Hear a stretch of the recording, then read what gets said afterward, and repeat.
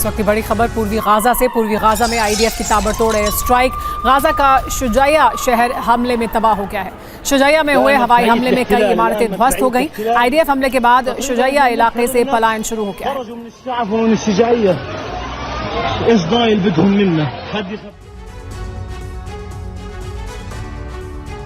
रूस की तबाही का ख्वाब देखने वाले अमेरिका ने नया प्लान तैयार किया है।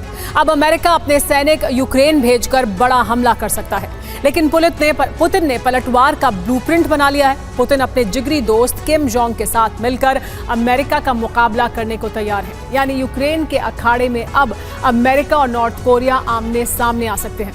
इसका सीधा मतलब है यूक्रेन कभी भी एटमी युद्ध का एपिसेंटर बन सकता है, क्योंकि किम ने खुला ऐलान किया है कि वो अमेरिका के मंसूबों को रौंदने के लिए परमाणु हथियारों का इस्तेमाल कर सकते हैं। किम के ऐलान से पेंटागन में खलबली मच गई है, जबकि साउथ कोरिया युद्ध की आशंका से घबराने लगा है।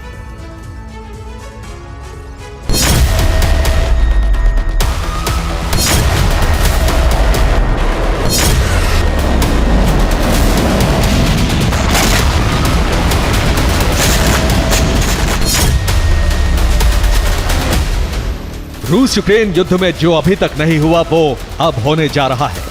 अब अमेरिका यूक्रेन की जमीन पर सैनिक भेजेगा जो रूस पर हमला करेंगे।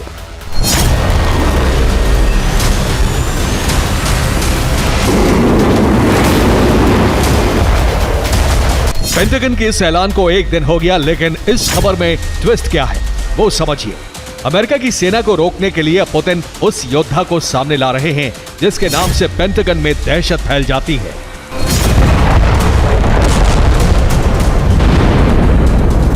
नाम तो सुना ही होगा, किम जोंग उन। रूस इस तैयारी में है कि यूक्रेन में किम की फौज उतारी जाए और उसे हाईटेक हथियारों से लैस किया जाए, जिसके बाद वो नेटो सैनिकों को चुन चुन कर मारे।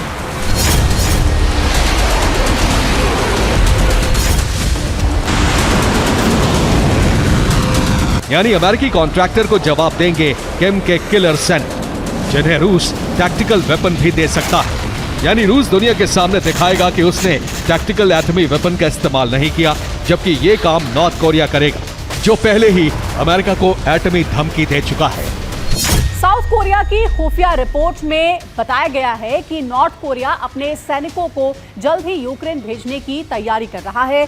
सैनिकों को मिलिट्री इंजीनियरिंग यूनिट के नाम से डिप्लॉय करने की तैयारी की जा रही है। शुरुआत में रूसी सैनिकों के साथ यूक्रेन में कब्जे वाली जमीन पर इंफ्रास्ट्रक्चर तैयार कराएंगे, लेकिन अमेरिकी सैनिकों के युद्ध में हिस्सा लेने पर उसका सफाया करने का भी प्लान तैयार किया गया है।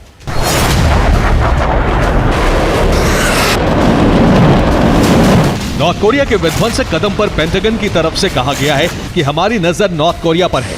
पेंटागन के प्रवक्ता पैट राइडर ने कहा है, ऐसी रिपोर्ट हमें मिली है कि नॉर्थ कोरिया अपनी इंजीनियरिंग यूनिट को डोनेस्क भेज रहा है। हमारी निगाहें ऐसे हर कदम पर है।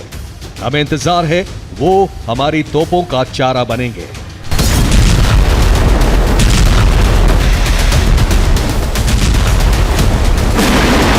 इसके जवाब में रूस की तैयारी काफी बड़ी है, क्योंकि जब से नेटो ने अपने सैनिक यूक्रेन भेजे हैं, तब से पुतिन ने एक नया प्लान तैयार कर लिया है, जिसमें रूस भी कई देशों के सैनिक और हथियार यूक्रेन में उतारने जा रहा है।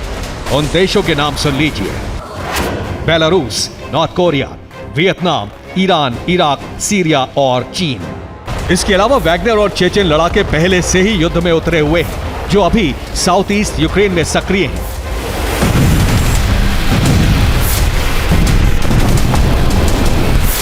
जबकि इसके जवाब में नेटो ने रूस में सबोटाज अटैक शुरू किए हैं, जो ठीक उसी तरह है जैसे नेटो के कई सदस्य देशों में अग्निकांड हुए हैं।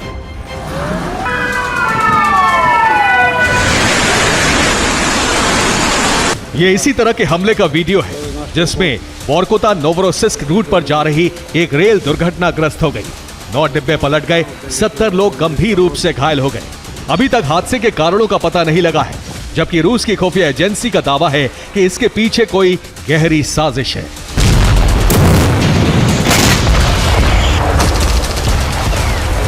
पिछले 2 महीने में इस तरह के कई हमले रूस में हुए हैं, जिसमें military base, oil depot, energy sector के अलावा रेलवे नेटवर्क को निशाना बनाया गया है। हालांकि नेटो भी कहता रहा है कि रूस लगातार अपने प्रॉक्सी के जरिए कई यूरोपीय देशों को दहला चुका है और ये हमले अभी भी जारी हैं। अभी से पहले रूस इन हमलों पर कुछ नहीं बोला, लेकिन अब रूस अपने प्रॉक्सी को उन तमाम देशों में उतारने जा रहा है। ये वो देश हैं जो यूक्रेन में अपने सैनिक भेज रहे हैं, जिसमें America, France, Poland, Britain, Denmark, Germany और स्वीडन सबसे पहले निशाने पर हैं। यानी पुतिन अमेरिकी कॉन्ट्रैक्टर को जवाब देना चाहते हैं कि अमेरिका यूक्रेन की धरती को अफगानिस्तान या इराक न समझे, क्योंकि वहां भी अमेरिका ने कॉन्ट्रैक्टर के रूप में सैनिक भेजे, लेकिन आखिर तक उन्हें अमेरिका कॉन्ट्रैक्टर ही मानता रहा, जबकि उस इंजीनियरिंग कोर में नेटो सैनिकों को भी शामिल कराया था। इसी तरह की मॉडस ऑपरेंडी को यूक्रेन में आजमाने की तैयारी है।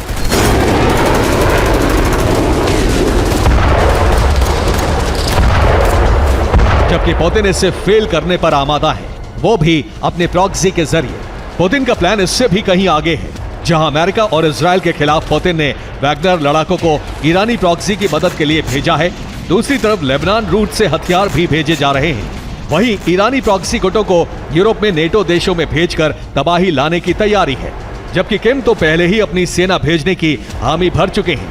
इस बीच नॉर्थ कोरिया मध्यम दूरी के मिसाइलों का टेस्ट भी करने जा रहा है, जिसे जरूरत पड़ने पर यूक्रेन में नेटो सैनिकों के खिलाफ इस्तेमाल कर सके।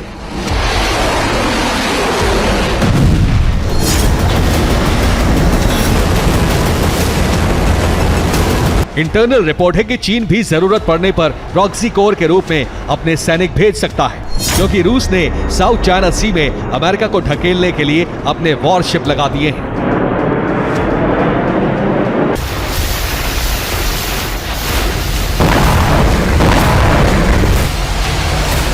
इसी वजह से अमेरिका ने अपने पैसिफिक जोन में B-52 बॉम्बर और सबमरीन का प्रदर्शन किया है। साथ ही अमेरिका रूस के आसपास एटमी हथियारों की तैनाती कर रहा है।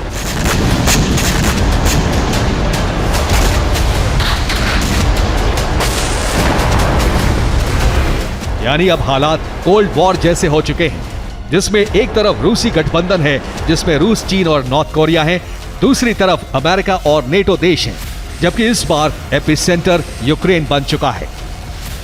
Bureau report, TV9, Bharatvarsh.